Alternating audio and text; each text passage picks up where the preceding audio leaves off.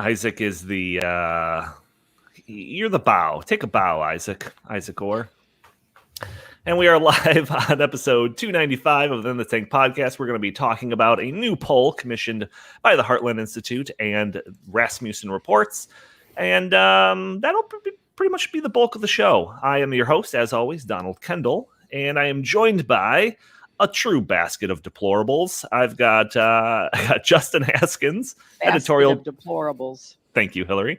Editorial director here at the Heartland Institute. How are you, good sir? I'm doing pretty well. How are you? I got to be honest. I wasn't. Look, I felt obligated to come on the show today. Here we go. Because, frankly, I've been getting some disturbing reports about the quality of this podcast without me on it. Same, dude. Same. I've been getting. I mean, there's been so many people that have come up to me that have emailed me. I've gotten text messages. Why aren't you on the show? Why aren't you on the show? It's not the same without you. It's so much worse now. It's terrible. I can't stand Jim Lakely. You got to be back on the show. There's so many things that people are saying that I feel like a civic duty to come on the show and save it. Yeah, the comments have been brutal lately. Out there. Who's got a hammer? Like, if you read any of the YouTube comments, it's like, where is Haskins? Where is Orr? Like, what is happening here? Yeah. Who are these B squatters? Let's get the A-team back. And scabs. Part of that get rid of the scabs. Isaac we were holding out for more money. Policy fellow at the center of the American experiment.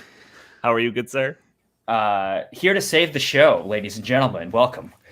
Fantastic. Jim Lakely, VP of the Heartland Institute.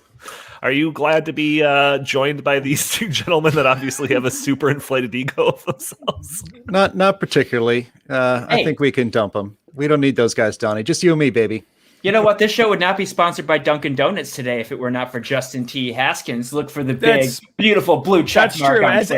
As everybody, thank you. As everybody knows, I don't come on the show anymore unless I get paid, and because you guys are broke and have no money to pay me, I have to get my own sponsors every single time I come on the show. So last time it was Cheerios, a fantastic sponsor of mine. Today it's Dunkin' Donuts. So America runs on Dunkin'. And so does Justin. And so do I, and now so does In the Tank podcast. Yes, exactly. Yes. Isaac, you are well on your way to a Dunkin' Donuts sponsorship. Hey, Justin, a real star would be sponsored by someone like Rolex or Jaguar. Dunkin' and Cheerios. You got some work to do, pal. Do you think any of our listeners can afford those products, Jim? Know your audience. We'll be lucky if they can afford Dunkin' Donuts.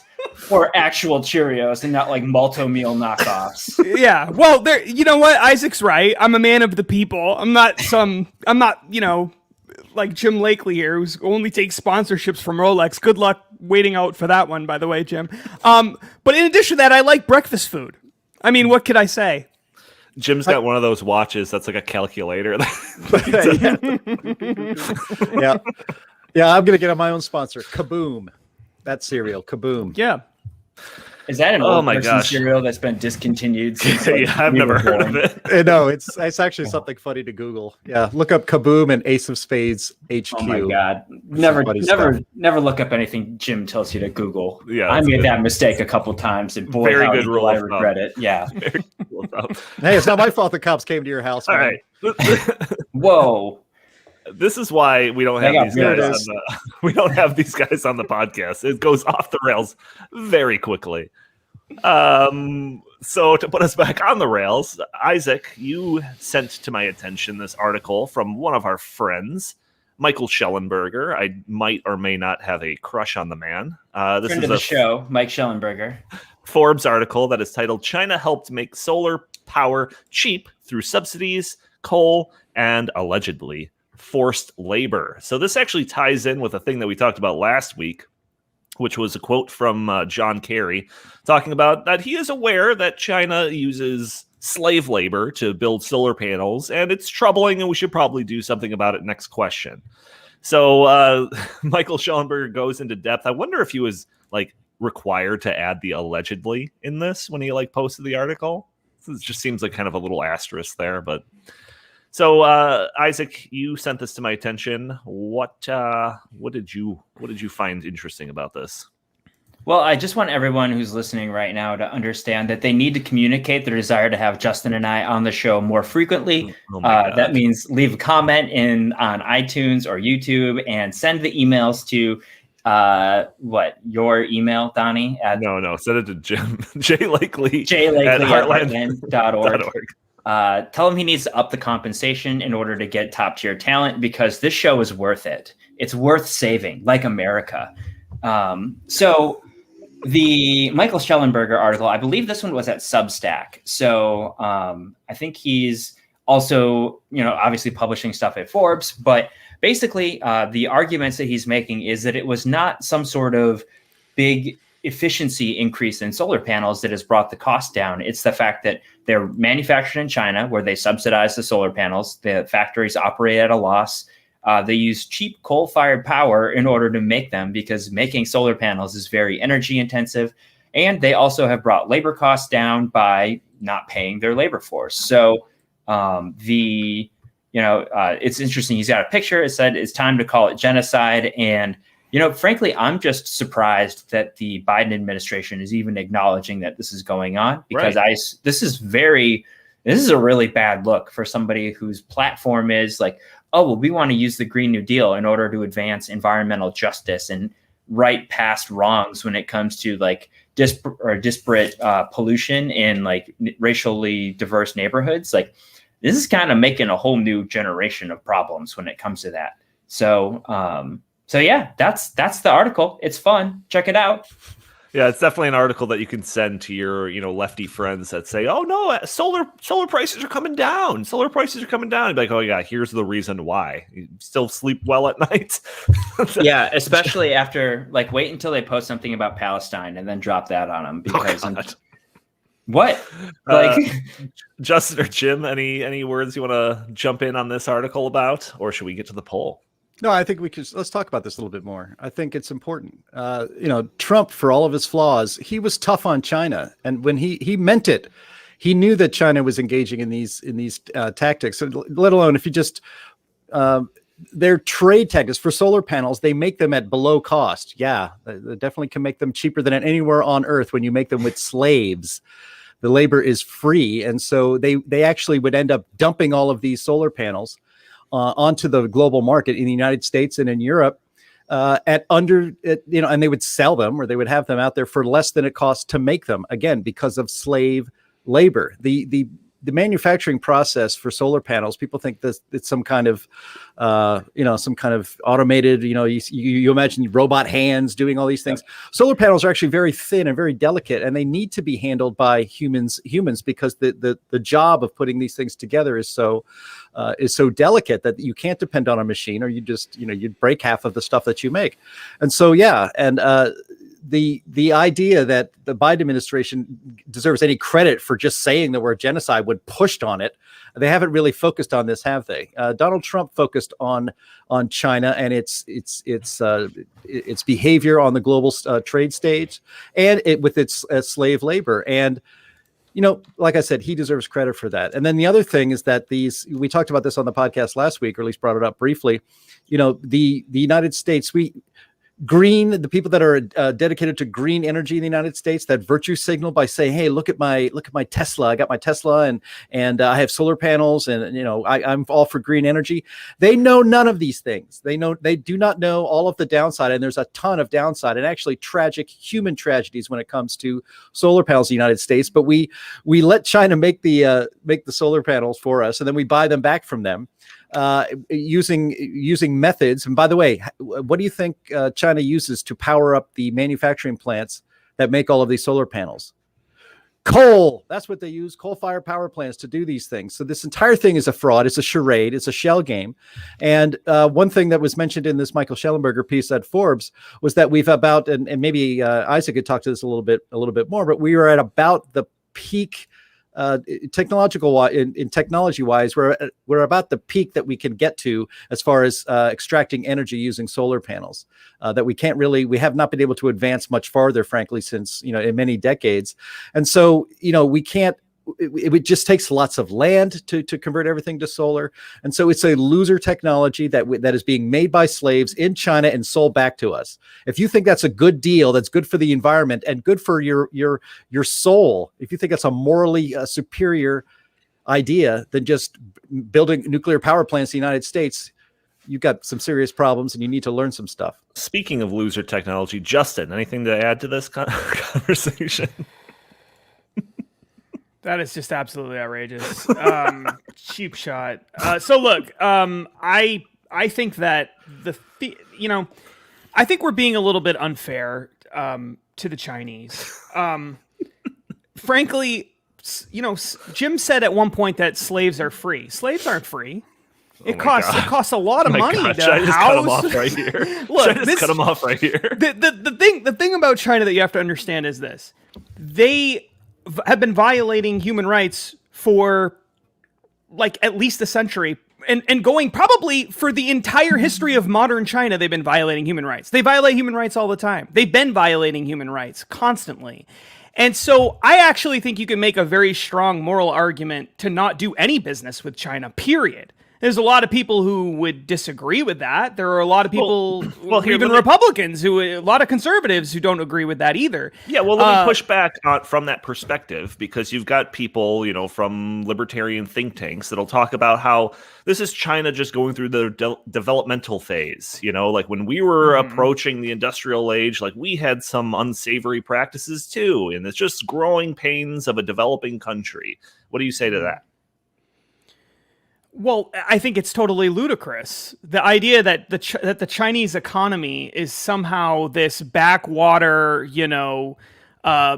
undeveloped economy is completely nonsense.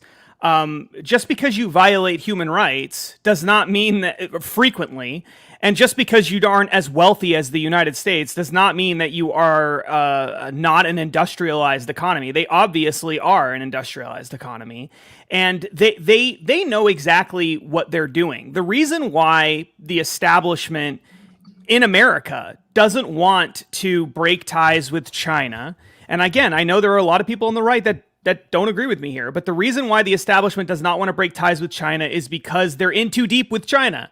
There's all sorts of economic issues related to that. There's all kinds of trade agreements. There's all sorts of American businesses. We buy so much of our goods and services, our goods from China, and our economies are so intertwined that nobody wants to roll that back, because it would be a very difficult thing to do, and it would take a very long time to do it, and cost a lot of money, and nobody wants to do it. But the fact of the matter is, China is a human rights violator across the board. And, on the one hand, I totally agree with what you guys are saying. I think it's ludicrous to be making arguments about saving humanity from climate change while you are perpetrating a crime against humanity in the process by having these, cheap solar panels made by borderline slave labor. But at the same time, I think you could make the same argument for any business that we do with China, or a substantial amount of the business that we do with China. So in fairness to people on the left, I guess they're looking at it and they're saying, well, if we can buy our T-shirts and little trinkets and television sets and things like that are made in China, then, and everyone doesn't have a problem with that, then why can't we buy our solar panels from China too?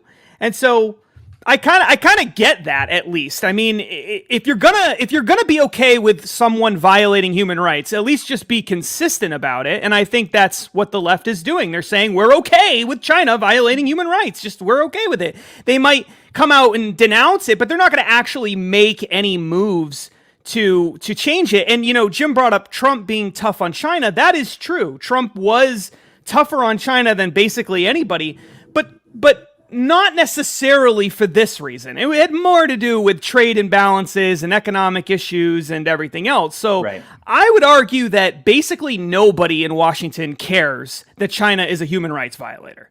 And I think I think that to some, like I said, I totally agree with you guys. I just wish that everybody would be consistent across the board about this and say, we're going to trade. Free trade is great. It's really great for the world. It's really great for prosperity for America. But, it should be free trade should be with nations where the people are free. It shouldn't be with nations where people don't have any rights. And a lot of people don't agree with me on that. Yeah, it's an important point to kind of bring up that these practices aren't limited to just solar panel manufacturing. I mean, we covered pretty extensively that report from the Australian Public Policy Institute, something like that did this whole report talking about like the businesses, the big international corporations that have factory ties to factories that use slave labor. And it's like basically every company you can imagine. So it's like, it's not limited to just the solar panel thing, but right. Yeah. And that's my point. So it's like, you know, if we're going to criticize the left for that, then we need to criticize the whole system. And that's the only fair way to be, you know, to handle the issue. And so I think I do think it's a good point. I think it is super hypocritical of the left. I think Isaac's point about the left using this as some kind of social justice tool is completely ludicrous when there's no social justice for the people of China at all, really. So I think it's completely ludicrous. But at the same time, I think we have to acknowledge that what is happening in China is absolutely horrifying. And everyone has just been basically okay with it for, you know, decades and decades and decades in America because we get to buy cheap crap. That's what it comes down to. And a lot of people don't want to hear that, but again, that's the reality of the situation. So, yep, it's an interesting story, and surely, you know, we'll bring it up from here and there. We always talk about solar and wind and stuff, so this story will likely come up again. But you fellas know what isn't cheap crap. The sweet, sweet taste of Dunkin' Donuts coffee. Oh my God. Like, we are not sponsored by Dunkin' Donuts, by the way, everyone, in case you're curious. That's such a great segue. Isaac. Yeah, that's good. I am totally going to mention you to the HQ, the Dunkin' Donuts God. HQ. Oh man, that'd be great. All right, let's talk about this poll. Once again, but just to be clear, don't sue me, Dunkin' Donuts. All right, yes, no, they're not actually sponsoring this appearance. Okay, let's just make that clear so the lawyers don't get all upset. They're not officially sponsoring this appearance. Justin's just trying to leverage this for a Krispy Kreme sponsorship. Right. Well, they're not called Dunkin' Donuts anymore. They're just Dunkin'. And so that's just proof that you're not actually, this is fake. So don't sue us, Dunkin'. Yeah. But everybody knows what it is, right? Like if you say Dunkin' Donuts, and we're like, oh yeah, of course. No self-respecting New Englander will ever call it Dunkin'. So that's some stupid thing that, whatever. We're not going to get into All right, that. so we did this poll with Rasmussen over the last It's like I'm loving weeks. it. What kind of slogan is that? Go ahead, Donnie. Is there any other slogans you want to throw out there? Have it your way. You still want to have us on the show, Donnie? Eat fresh. Yeah. Eat fresh. I don't know. Told you, Donnie. I told you. Yeah, no, you did. Jim was railing against having either of you on ever again. So, all right. Hey, so we did this poll. It's not our fault that the people spoke and they said, we need Haskins, we need Isaac, we need that dynamic in our lives. It's like Dunkin' Donuts straight into our veins. Rasmussen reports over the last couple of weeks. We just got the results in, so we've been promoting this stuff. There's been a number of articles actually and media hits on all of this. Justin, you were reading this off to me yesterday, but we can get into that later. So the poll itself, to just kind of give a little background on it, Justin and I were sitting in a dark, dungeonous type hotel room, and we came up with this poll here, which was basically our hypothesis was that viewers of CNN and MSNBC and some of these other alphabet stations are like being fed information that's causing them to be so disconnected from reality that they don't even know the facts that are being discussed in the news. And so we were trying to think of like a way that we can formulate a poll that would either prove or disprove this hypothesis. So what we did is we constructed a poll that asked the first like series of questions outside of the basic demographic questions, was asking like, where do you get your media? You talk radio, cable news, read the newspaper, et cetera, et cetera. How often do you consume news that way? What's your favorite cable news outlets? A bunch of questions like that. And then we listed, or we had a bunch of questions that were just factual questions, not asking people's opinions on things, just whether or not you know the answers to these questions. So these were questions. that This were is awesome. I'm totally on board with this. I haven't looked at any of the results. Oh yeah. We should also give that context. Isaac is like going into this podcast completely dark to any of this, so we'll test him out on some of this too. So these questions involved basic facts around climate change, one regarding like healthcare, national debt, tax rates, unarmed police shootings, a couple of other questions that are just kind of in the news, right? And we were trying to see, based on the cross tabs of all this information, what viewers of what cable news or just any media outlets are more accurate when it comes to knowing these facts. Justin, do you think I did a decent job of explaining it, or did I leave anything out? Yeah, no, I think that was the main objective. What we're trying to the key thing here is we're trying to connect whether there is a correlation between the media you consume and your understanding of the facts in the news. Facts, not opinion. That's the important thing. We're not looking at whether your opinions are shaped by the news or whether people who have liberal opinions have a tendency to watch liberal networks. We already know that. What we want to know is there a connection between watching certain TV networks and really getting your news from a variety of other things? We talked about talk radio. We asked about talk radio. We asked about a bunch of other kinds of online digital media, that kind of stuff.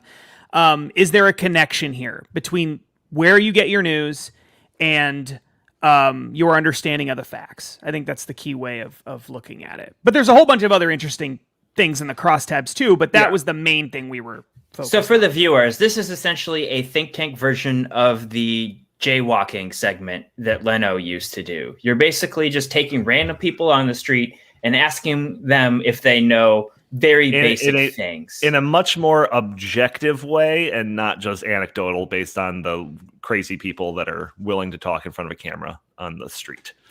But basically, it's the same principle. Yeah, it's just the crazy people that are willing to talk to a complete stranger on the phone about how they feel about things. Right? Yeah, that's like way different. How dare you? I'm not sure that the people at Rasmussen would describe it quite that way, but of course they wouldn't. That's how they make money. Yeah, but this poll is sponsored by Rasmussen. But I do think that it was 2,000 likely voters, so pretty big sample size for this poll. And national poll as well. So yes, it is a random sampling like all polls. It's a national random sampling of people. But, we asked enough questions that I think we have a pretty good cross-section of a lot of different demographics within the country. So I think it's a pretty good poll in that sense. So what results do you want to go through first, Isaac? Do you want to talk about unarmed police shootings? Do you want to talk about the miscellaneous ones? You want to do straight to climate change? Let's do straight climate change because that's the only one I would know, and I don't want to feel stupid. You're not going to feel the climate change ones are the easiest ones. There's only two. They're the easiest ones. So you're gonna do just fine on that. Well, I know I would do fine on that, but I don't know anything else about those other topics you talked about because I kind of just avoid anything that isn't right inside my zone. Well, a thing to note is what the language of the poll was asking people to just their best guess. Like, you don't know the answer, that's fine. Take your best guess. We just wanted to know, based on the media you consume, what do you think is the true answer, right? Right. So let's do this first one. How many degrees, measured in Fahrenheit, has global temperature increased since the late 1800s? Less than 1 degree, 1 degree to 3 degrees, 3 to 5, 5 to 10, 10 to 20, or more than 20 degrees? Isaac, what's your answer? Ooh, so I don't want to give my answer. I just want to guess what most people did. Why can't you do both? Well, I can. So it's increased 2 degrees Fahrenheit since then. I knew that. That's duh. But I think most people said 8 to 10 degrees. Oof. 8 to 10 was actually not an option. So. What were the options? Your comprehension skills are also on. Shut up. It was there was a 5 to 10 range, so I guess that's what you would answer. Yes. Would be 5 to 10. Okay. It was 3 to 5, 5 to 10. So the largest was 3 to 5, 29. Oh wait, no, sorry, that's just for ABC. What was the? So you're right. The real answer is 2 degrees. So that's the range of 1 to 3. That's the correct answer. So as our polling shows, Fox News viewers of the stated cable news networks the audience of Fox News was the most likely to get the answer correct. So that's the first result. The other things that are kind of interesting is if you put another news station, you're also most likely to get it correct, or don't watch it at all. You're more likely to get the answer correct if you don't watch any of these stations at all, which is actually kind of fantastic. Justin, you want to go through some of these results here? Wait, so what were the crosstabs for the other ones? Like, what did CNN viewers think the answer was? Like, yeah, the majority of CNN viewers, or the plurality, was 35% said 3 to 5. Okay. They were and MSNBC 38% overestimated it by saying that. But the results though. But that's just 3 to 5. So if you were looking at if you're looking at how people, all the different overestimating categories, then it was like 65% or so of CNN viewers, 65% or so of MSNBC. Correct. I think it was 67 for MSNBC. They overestimated the the way that we warming. talked about it was like CNN 65% overestimated the amount of warming, whereas 30% grossly overestimated the amount of warming, saying 5 degrees or more. Yeah. Okay. So That makes sense. 11% said 10 degrees or more. 10 degrees or more. That's what I thought Yeah. more people would be that way, actually. So, Yep. Yeah, So that I think is really, I think this one kind of speaks for itself, right? It's people know their global warming has happened, that there's been warming that has occurred since the late 1800s. Everybody knows that. But I think people have a tendency to believe there's been a lot more warming than there actually has been, because sure. that's the impression the media is always giving people, right? So I think that's we pretty have 10 straightforward. years left to make it. Right. It was also important to note that Fox News was far more likely, the audience for Fox News and for another network was far more likely to underestimate the warming. Fox that makes News, sense. 21% of Fox News viewers said less than 1 degree Fahrenheit, compared to 5% for CNN, 3% for MSNBC, ABC, CBS, NBC was all kind of in that same sort of range of 3 to 6 or 7%. Sure. So, and that's not shocking, right? I mean, because the Right. message you get when you watch Fox is warming isn't a problem. The message you get when you watch these other networks is warming is a crisis. And so Yeah. people base that narrative, that narrative shapes their opinion of the facts, right? Yeah. How funny would it have been if you said it's gotten colder, and just to see like what that would have been like? Yeah, that's a good point. Yeah, That would have been interesting. Yeah. Across the board on this poll, and we're going to get to a lot of the questions, but across the board, if you were to give Biden, if you were to give a bival approval, so either you strongly approve or somewhat approve of Joe Biden, if you self-identify as a Democrat, if you self-identify as a liberal, those three factors made it more likely you were going to get these questions wrong. And of course, wrong in the climate change way, in a much more alarmist way. But if you were on the other side, if you were a Fox News watcher, if you gave Biden low marks, if you identified as a Republican or a conservative, you were much more likely to get the answers right across the board with these things. Or if you get your news primarily from talk radio, Right. Across the board, you are more likely to get the answers correct if you are an avid talk radio watcher. So Yep. there's that too. Interesting. All right, let's go to the next question, because we've got a bunch of these I want to get Yeah, through. we gotta move. So the next question was essentially asking. Well, I'll give you the exact wording, Isaac. I already know what. Well, actually, I don't know what Isaac's answer is going to be for this. Actually, It's kind of interesting, right? If global carbon dioxide emissions continue to increase at a rate that is comparable to what occurred during the past decade, how many years do you think it will take for humans to become completely or nearly extinct? Okay. And then the ranges that we give. Now, obviously, I know you're not going to say anything in the lower ranges here, but the ranges that we give are 10 to 20 years, 20 to 50 years, 50 to 100 years, more than 100 years, or they won't go extinct. Now, I know you, so I know you're not going to say less than 100 years. All right, obviously, any of the ones that are less than 100 years. But I am interested to know. From your microphone. Stop yelling into your microphone and making out with it. Jesus, getting very dude. excited. I am interested to know Thank you. what your It's all that opinion Dunkin' coffee. is. He's wired. I am interested to know what your opinion is. This podcast sponsored by Adderall. About just answer the question. Just answer the question. Well, when are we going extinct because of climate change? What do I think most people said, or what would I say? Your personal opinion. We're never going extinct, baby. Okay. Thank That's goodness. very interesting. That's very interesting. All right. So be cool, my babies. So the results, though, again, if you're a Fox News watcher, you are more likely to say, no, we're not going extinct by a humongous margin. Almost 3 in 4 say over 100 years, which I kind of give you a pass if you say that, because it's like, yeah, we might go extinct because of this in like 1,000,000 years. Then like, sure, that might as well be saying, we're not going to go extinct as well. So I'm just kind of grouping those two answers together. So 74% of Fox News viewers picked that one, whereas only 48% said that for CNN. So basically more than half of CNN viewers think that we're going to go extinct from climate change within a century.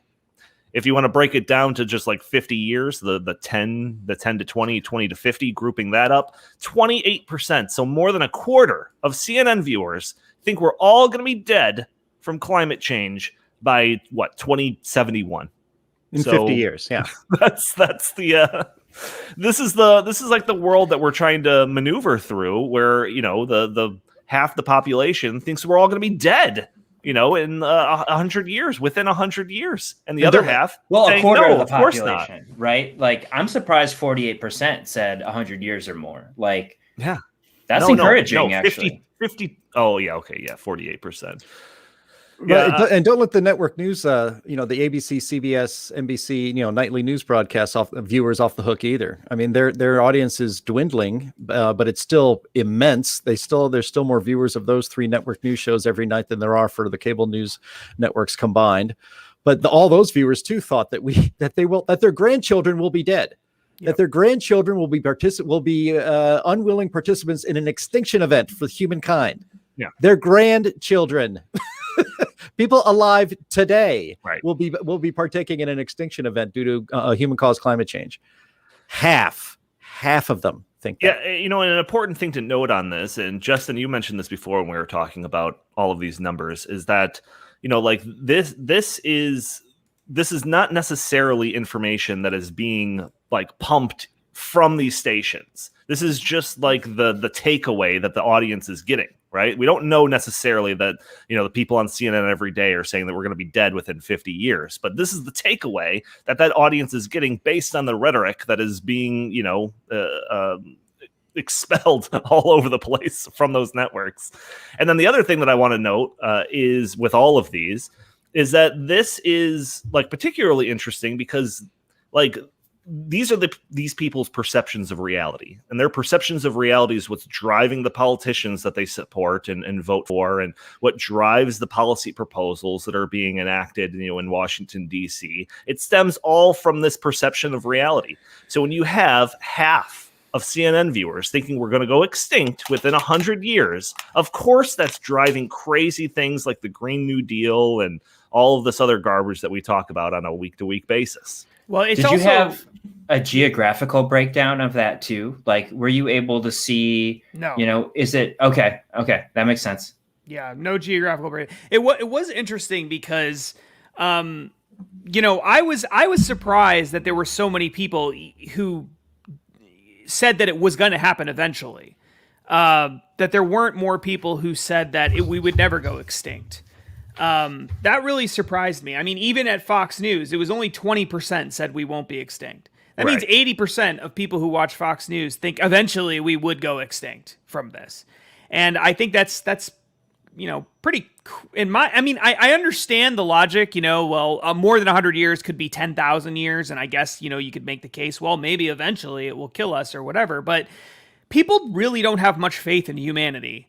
To solve these problems and find a way to survive. It's like, I really don't think that there's anything that would totally wipe out humanity.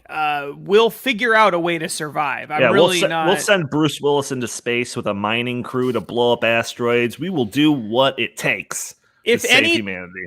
If Armageddon has taught us anything, It's exactly that. It's that if we have nothing to worry about because Bruce Willis and Ben Affleck like will save the world no matter what happens, we're safe. We'll have a colony on Mars before New York City is completely underwater. By the way, but even if I New won't be York alive City, for that prediction, but even if New York City was completely underwater, where humanity wouldn't be extinct, course. it's like that's the thing that's so ludicrous about this is it's like you can believe, even if you believe that like all the coastal cities are going to be underwater and that there's going to be like just mad absolute chaos all over the world, still there's going to be people. They're not going to be extinct. These people are taking things like a whole nother step forward. And we didn't actually, I don't think we ever actually said this at any point in time. But for those people who might be wondering, there is literally nobody. There is no part of the scientific community, not even the hardcore climate change alarmist, that believe that humanity is going to go extinct within 100 years. There's literally nobody. I mean, there's no one. So the people who believe this are not, and this is why this is a factual question and not really an opinion question, because there really is no evidence and no reason to believe that we're going to go extinct within 100 years, and nobody in this whole debate actually thinks that. Yeah. In the science side. So this is just a belief that's been conjured up out of fear mongering, essentially, and not in any way related to science or statistics of any kind. But Greta Thunberg thinks we're going to go extinct in 100 years. Does she? She thinks, yeah, well, of course, I would think she does. Well, but she's always have you asked scolding her? us. Well, I mean, her career's like got 2 more years tops. Like, I thought it was over already. I thought like once Is she it? turned 18, the cute factor kind of wore off, and then is she's it like Mary "All right." Kay and Ashley Olsen, where you're just like not interested once they're 18? Like, Right. you're not Right. cute and young anymore. Yeah, that's exactly what it is. Yeah. All right, we got a bunch of questions here. Let's go on to some other ones. Audience listening, feel free to type in because we plan on doing polls like this in the future. But if you have other questions that you think would be interesting to ask people, pose to people, feel free to put it in the comments and we will consider it.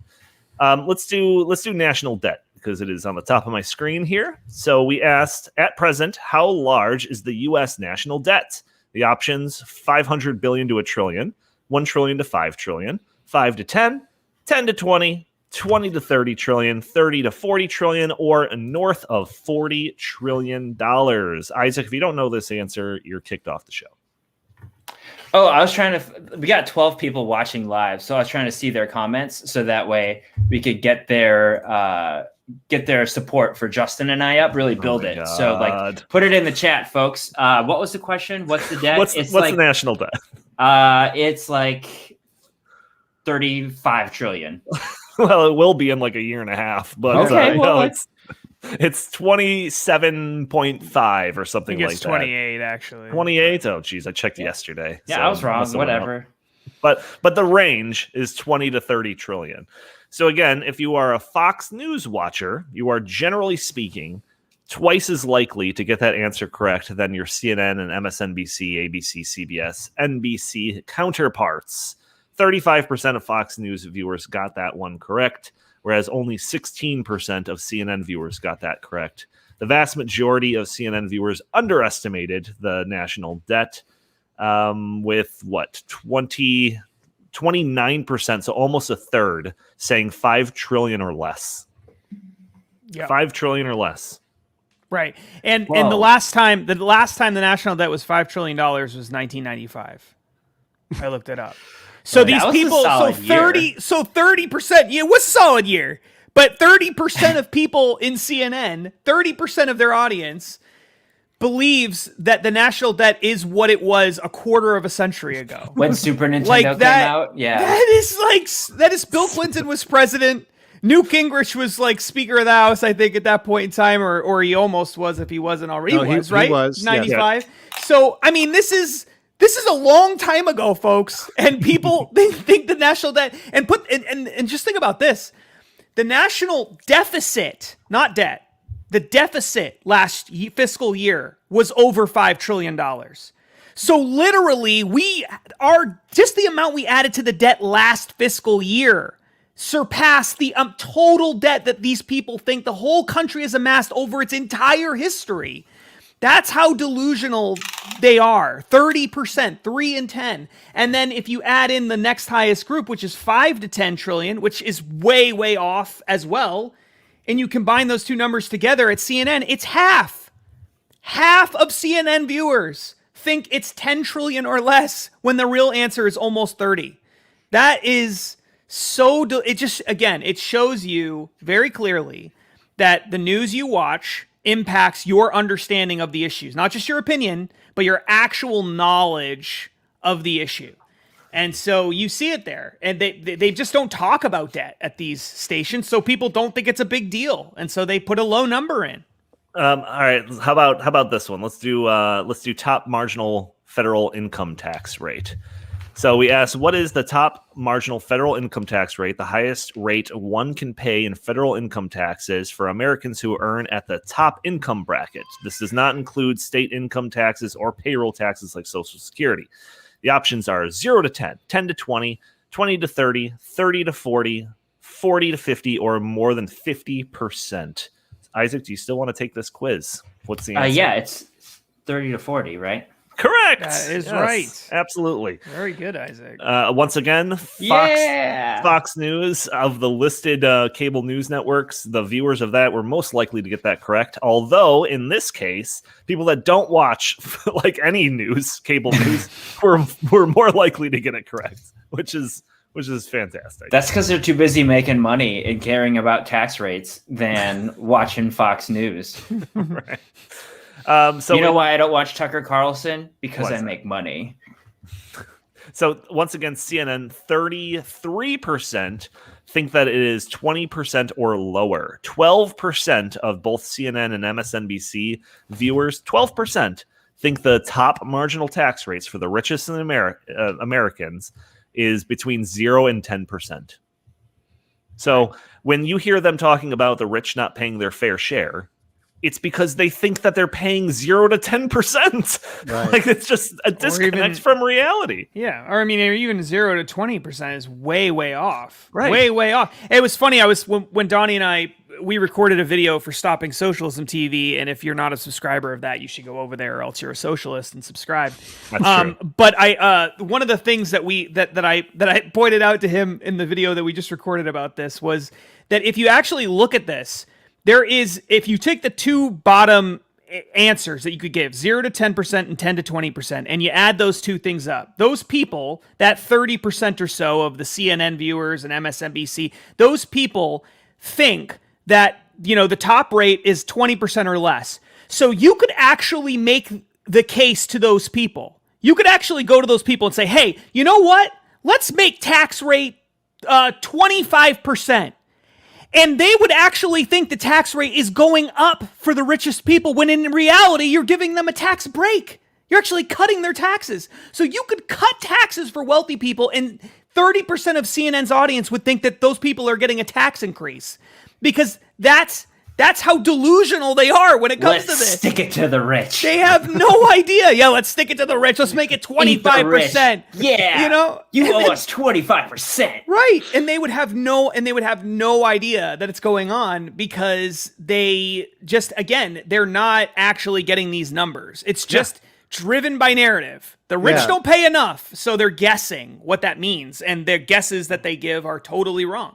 Well, I think this shows what media bubbles people live in. I was on a radio show this morning before this podcast, Ross Kaminsky's show on KHOW in Denver, and we talked about these polling results, and we talked about the bubble that people are in. Like, if conservatives are constantly being inundated with leftist viewpoints, liberal media, with the exception of Fox News and Talk Radio and Newsmax and The Blaze, basically alternative media that you have to seek out for the most part to watch. But, you can just be a passive consumer of leftist liberal news.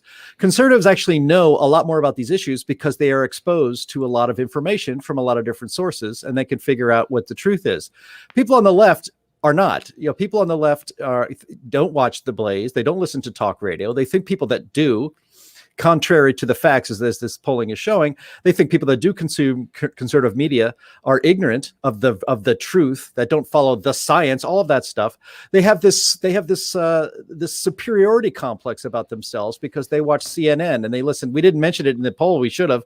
NPR. I listen to NPR in the car on my way to work, and I watch the Today Show in the morning, and then I watch CNN at night, and I'm really, really informed on the issues.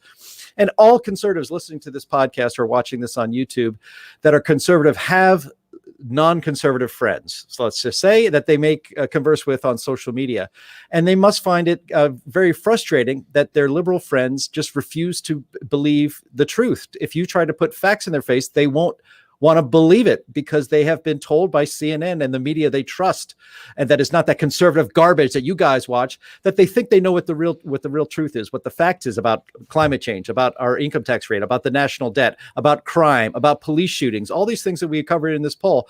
And they actually don't know anything. And it's like, so they live in this bubble, but conservatives actually live in a larger, but frankly, conservatives live in the real world, while leftists live in a bubble, which is what this polling, I think, indicates. Yeah. Were there any questions where people on the left were more likely to be right than conservatives that you've asked about? Yes, we can get to that one. One question. Just one? But No, there was two. There were two. Okay. Did they know that America runs on Duncan? But no, like to Jim's point, again, these are not like opinion based questions. If you ask people, like, do you think rich people's taxes should be higher? Yes or no? Like that's one question. But when you're operating off of different baselines, where you've got half the population that's acknowledging that the highest tax rate is 35%, and you've got another bunch of people that think that it's between 0 and 10%, like, yes, their taxes should be higher, mean totally two different things to these populations of people. And that's why I think this poll is so interesting. Here's a good one for you, Isaac. This one is in regards to healthcare. So the question is, what percent of the U.S. population did not have private health insurance or government-provided health insurance coverage in 2019 prior to the COVID-19 pandemic? The options are 0 to 10%, 10 to 20%, 20 to 30, 30 to 40, or more than 40%. Ooh, I would say 10 to 20. Incorrect. You overestimated. It's actually, what is it, Justin? 8%? 0 to 10. It's between 8 and 9%. Yeah, so 0 to 10 is the correct range there. Again, if you are a Fox News watcher, you are more than twice as likely to get that answer correct. Although with this one, the vast majority of everybody, regardless of what you watch, overestimated the amount of people that were lacking any type of health coverage in the United States. Justin, you have any hot takes on this question? Yeah, I mean, I think that what this shows is that no matter where you're getting your news on certain issues, if it's not part of it's the perception becomes the reality, right? And there are certain topics even on the right where they characterize it as this is a crisis or this is a problem that needs to be solved. Now, I'm not saying that those 8 or 9% of the population that doesn't have health coverage doesn't matter. They do, and I want all of those people to have health coverage for sure. But if you think but if you believe that it is, say, 20 to 30%, as 35% of CNN viewers, or even higher than that, I mean, 63% of CNN viewers think it's at least 20% of the population, when in reality it's 8 or 9. And when you have that gap between your beliefs and reality, you're far more likely to say, you know what, this whole system needs to be blown up because there's just all these, there's 50, 60, 70, 80 million people that don't have health insurance, even after Obamacare. There's this 80 million people or whatever you think the number is. When in reality, it's just a tiny fraction of the population. You don't blow up the whole healthcare system, as Bernie Sanders wants to do, so that 8 or 9% of the population can get health coverage. Oh man, Bernie still exists, doesn't he? He does. What happened to him? His star has fallen. Bernie Sanders will he's always like Krispy exist. Kreme. Like Bernie very Sanders, unpopular relative to Bernie previous. Sanders will always exist. Even after he dies, they'll do what they did with like Vladimir Lenin or something, and they'll just put him in some kind of a tomb so that people at the Democratic Socialists of America can go and visit the tomb and worship Bernie Sanders. That's what's gonna happen. Bernie Sanders is a glove model. You didn't know? That's what he does now. Model. Yeah. All right, I do want to get to this other one because this was kind of like this. This was actually its own release of the poll. This was its own separate release, which was having to do with unarmed shootings by police. So we asked two questions in regard to this. Poor Bernie. We asked two questions in regard to this. First one: approximately how many unarmed African Americans were fatally shot by police in 2020? The options are less than 50, 50 to 100, 100 to 500, 500 to 1,000, 1,000 to 5,000, 5,000 to 10,000, or more than 10,000. Isaac, you care to venture a guess? Oh, I'm going to say less than 50. An X gets the square, or whatever the reference is to. Circle gets the square. The game show that was in Jim's time, I'm sure. Yes, correct. The correct answer. Did you know that Jim went as Bruce Valanche for Halloween for most of his childhood? Keep going, Donnie. The point is the answer. Isaac got the answer right. All right, that's the point. It's like Isaac got it right. 18. But if you count, if the person had like a toy gun or a BB gun, it's like 25. But yes, the range is less than 50. So this one might have been one of the biggest differences between if you're a CNN viewer, a Fox News viewer. 60% of Fox News viewers got this one correct compared to 23% of CNN viewers, which means that 77% of CNN viewers overestimated it.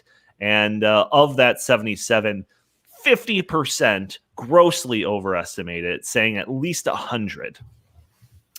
Justin, you've got some thoughts on this one too, right?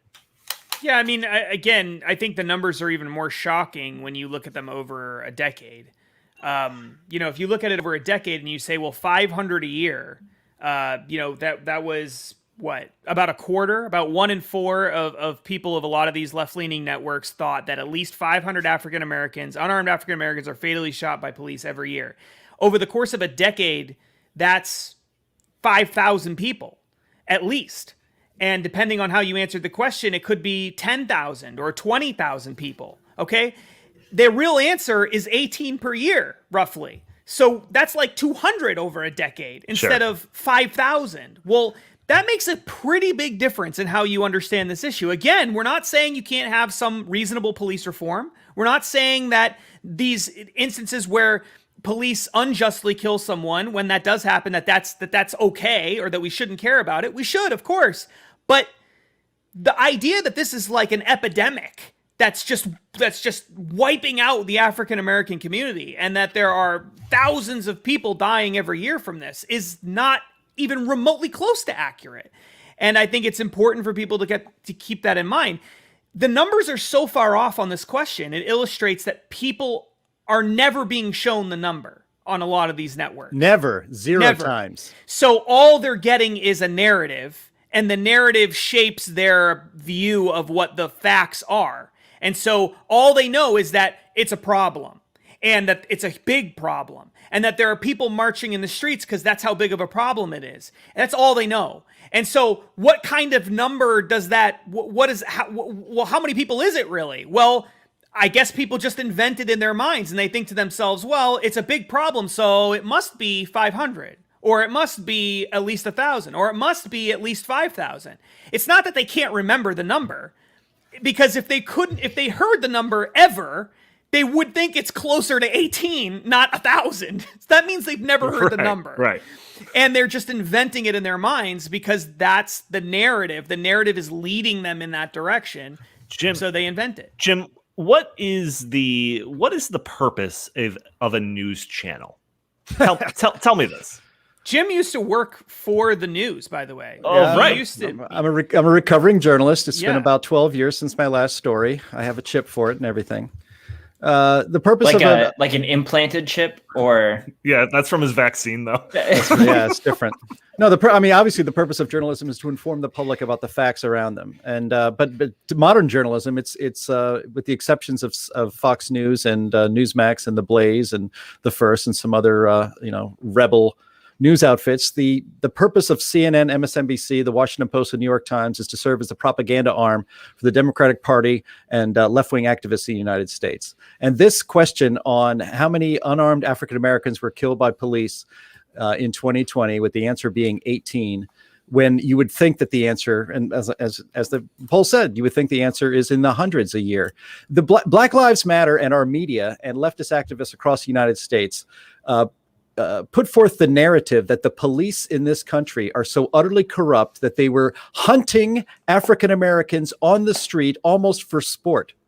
And that this was such a problem, this was such an evil, that cities like Minneapolis and Seattle didn't just hold placards that said defund the police.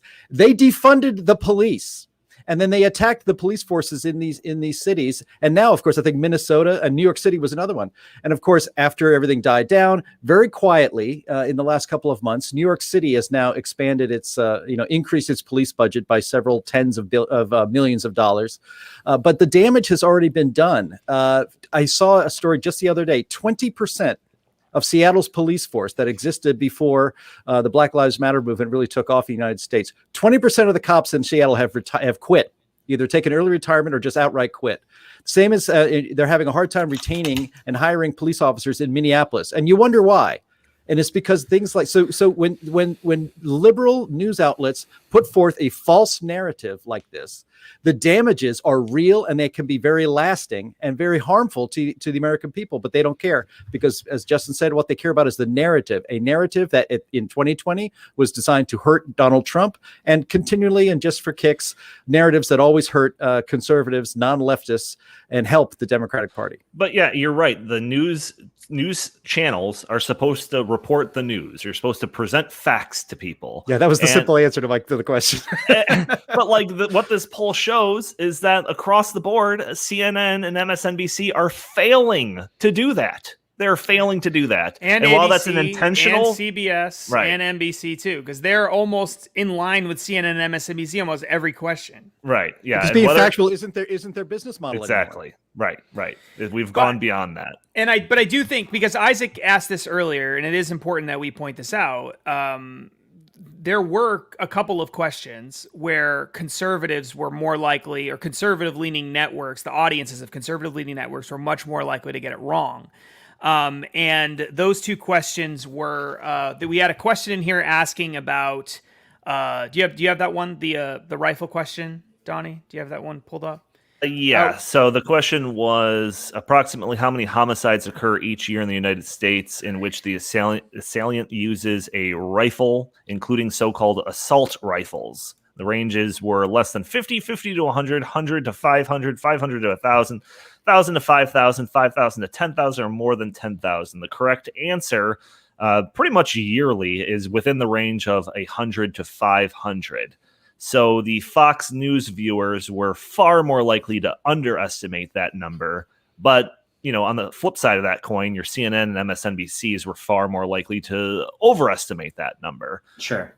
So, yeah, that everyone in the middle, though, that actually got it right. CNN 22%, MSNBC 30%, Fox News 19%. So no one did remarkable on that question. But yeah, the Fox News viewers were far more likely to underestimate that number. Right, and to underestimate it by a lot in some cases. I mean, less than 39% of Fox News viewers said less than 50, when the real answer is like between 300 and 500.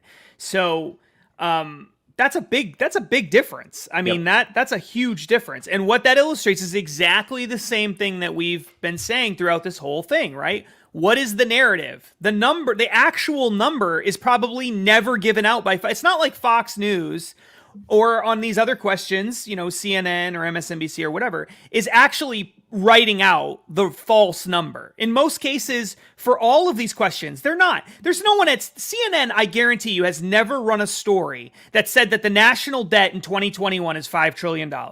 It's never happened. CNN doesn't, but they don't have to say it. They can give you that perception by just not ever talking about it, or talking about how the national debt really isn't that big of a deal, or whatever, right? And the same thing is true with Fox News when it comes to rifles. Like, I'm a big Second Amendment guy. I'm all for the Second Amendment, but there is a reality here. There are some people that get killed every year. A few hundred people every year get killed by rifles. I mean, that's a reality. We shouldn't pretend that isn't a reality. And at right-leaning networks, they probably don't even talk about it. They probably don't even talk about those numbers, and so people think that there's basically none, when in reality there are some. And conversely, the people at CNN and MSNBC and ABC, etc., talk about it all the time and make it sound like all these people with assault rifles are murdering people constantly, when in reality the numbers are much lower than what a lot of these people think. Right. So yeah. It's on both sides. There's an issue here on both sides, but I do think that this shows without a doubt that, when it comes to a lot of questions, the left-leaning media is more dishonest, and they're misleading people more often. And I do think that that's true. So in the video description or the show notes, we'll have links to the different parts of this poll. You click on that, you can see the top line results, but there's also a link in that where you can click and actually see the Excel spreadsheet with all the different crosstabs. If you want to drill down into this information, Jim kind of teased some of it. It breaks it down by like political affiliation, political ideology, age groups are broken down, just like the family units that you're in, how much money you get. So if you really wanted to take a look at all of that data, it's right there for you. You can take a look if you want.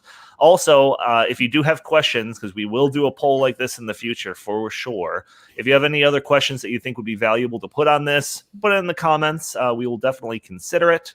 But gentlemen, we are out of time. So if anyone else has any words of wisdom that they want to bestow upon our audience before we sign off, let me have it.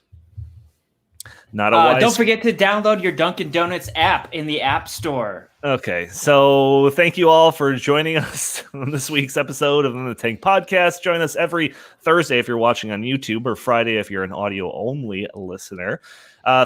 It would really help us out if you subscribe to this channel on YouTube or on iTunes. Leave us a review. It would be greatly appreciated. If you want, you can send us your comments, suggestions, questions to the show by emailing us at inthetankpodcast@gmail.com. Jim Lakely, where can the fine people find you? You can find me at J Lakely on Twitter. You can also follow the Heartland Institute at Heartland Inst, and always visit heartland.org. Justin Haskins, same question. At Justin T. Haskins on Facebook, Socialist, Twitter, and Parler. And Isaac Orr. Don't forget to look for the big, beautiful blue check mark that Justin has. At the Fracking Guy on Twitter. Also, you can find his stuff at Center for the American Experiment, americanexperiment.org. Thank you all for tuning in. We'll talk to you next week.